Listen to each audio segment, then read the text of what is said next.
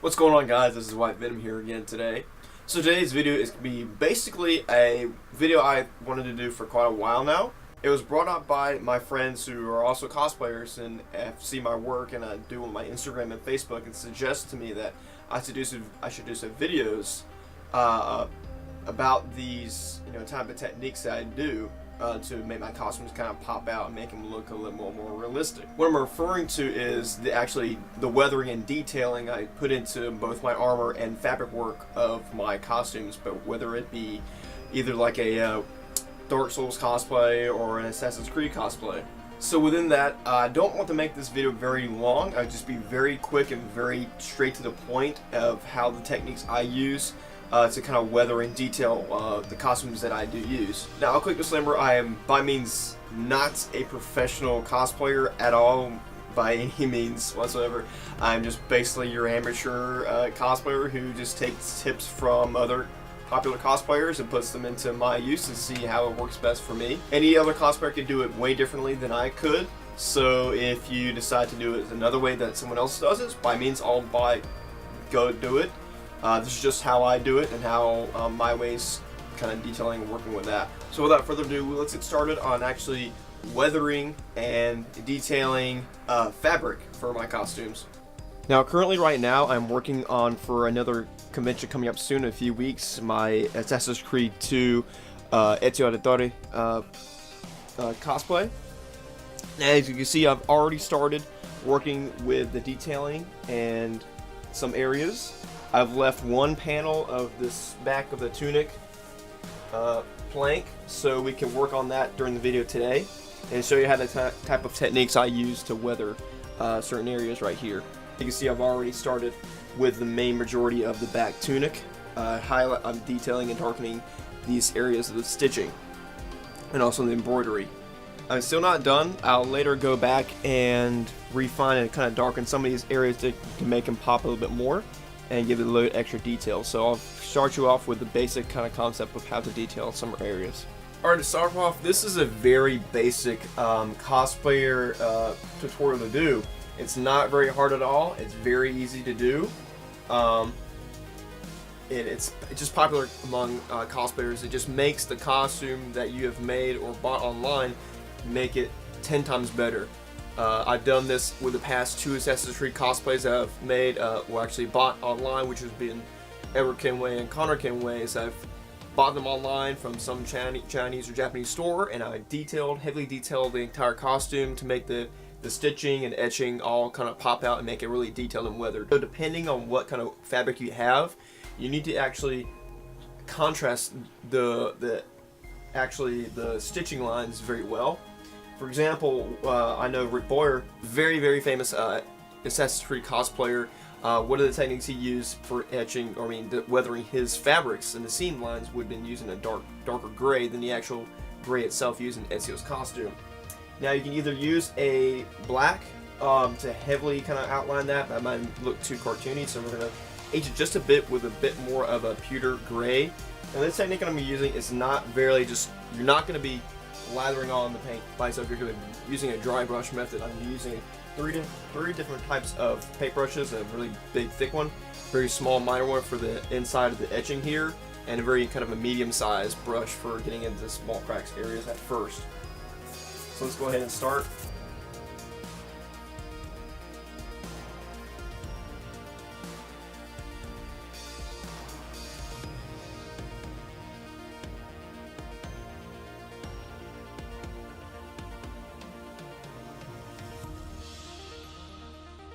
So far that's what with using this brush looks like when actually dry brushing the first step. The next step would be taking your larger brush of whatever size you have. This one kind of works for me. And this one we're doing the exact same thing. Just very lightly brushing some of the areas to make it look even faded.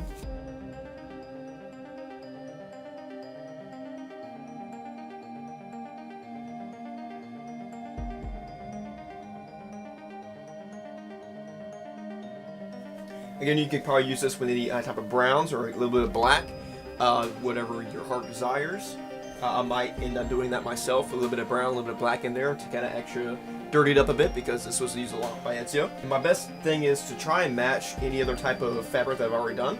You can see already here, this is already heavily detailed on this side, so I'm trying to match the fabric that I once beforehand did onto this fabric to make it all look like one piece. Alright, the next step will be the longest process, which one being getting right in the grooves and any other type of detailing inside the etching. Now, when it comes with any type of etching or embroidery, then it comes with any type of fabricated costume. The etching, or sorry, the embroidery, I keep on saying etching so much. The embroidery takes the longest because there are a lot of grooves, a lot of very tight angles and corners and crevices that you have to get into. It's not a problem, it just takes a longer process because there is a lot of them, especially in the back bottom tunic of Ezio's costume.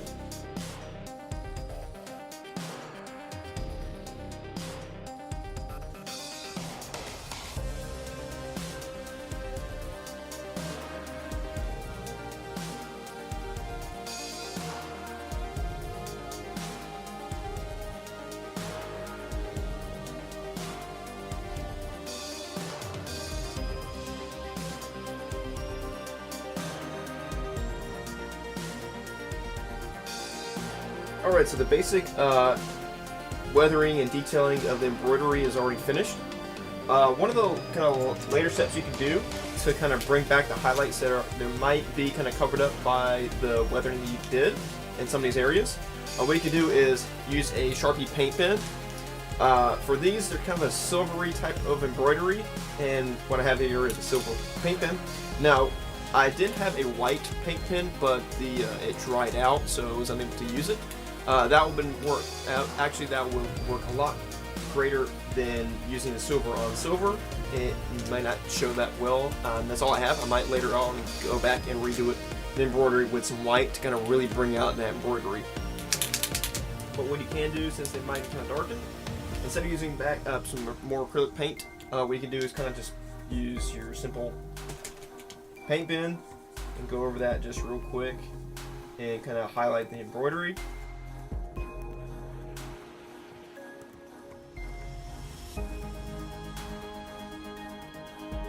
It's a little bit better, about the same similarity to the one beside it. As you can see, both match pretty good in terms of detail. Now you can take some extra steps, and what some cosplayers like to do is to add extra roughness and more like it's been used. You can use one of these sanding blocks and kind of sand over areas to make the fabric kind of ruffled up and kind of, you know, really used, like it's actually been worn.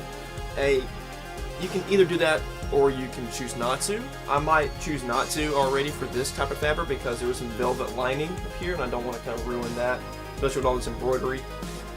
I did, however, do that with it when it came to Edward and Connor a bit, but that's totally different. You can even add some extra battle scars with an X-Acto knife. You can just very kind of nick the fabric a bit, kind of grab it up a bit, or just kind of slice a bit, just a hair bit in the fabric to make it like, oh, he's been in, you know, kind of combat situations like Ezio has done, and it gives him a bit more warm. And from there, if you do add extra cut or whatever, be sure to go back and kind of detail that, like that cut happened a long time ago, and you have it aged as well.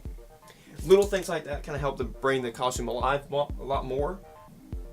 But you can add some extra steps, adding some black and some brown in some areas, or even a technique of a splatter technique, which was basically watering down your brush that you've already used, adding some black, and kind of very spreadly putting on that. You don't want it too thick when it comes to that because that'll look very childish and Jackson Pollock-like, and we don't want that. Very lightly do against that with your amount of water. Don't dunk the whole thing in and do it. Be sure to also, if you're doing the front side, make sure you do the back side as well. You never know if the back side might kind of flow in the wind and you might just have it plain bare. You want that side to show as well, the detail as well. So much like this one right here, I already detailed a little bit of the back areas of the stitching as well on both the side here and this more on the side stitching here. So we want to do the exact same thing on this one as well. I won't show that because it's basically the same process as on the front as on the back. Now when it comes to other sections of your so-called costume where it has a lot more stitching, of course, we're going to do the exact same thing, exact same process of darkening in the stitching areas to really detail and weather those areas. So for example, for Ezio's hood, what we're going to do is we're going to lightly touch up these areas where the stitching will be kind of just getting weathered along these areas here and all the other crevices here.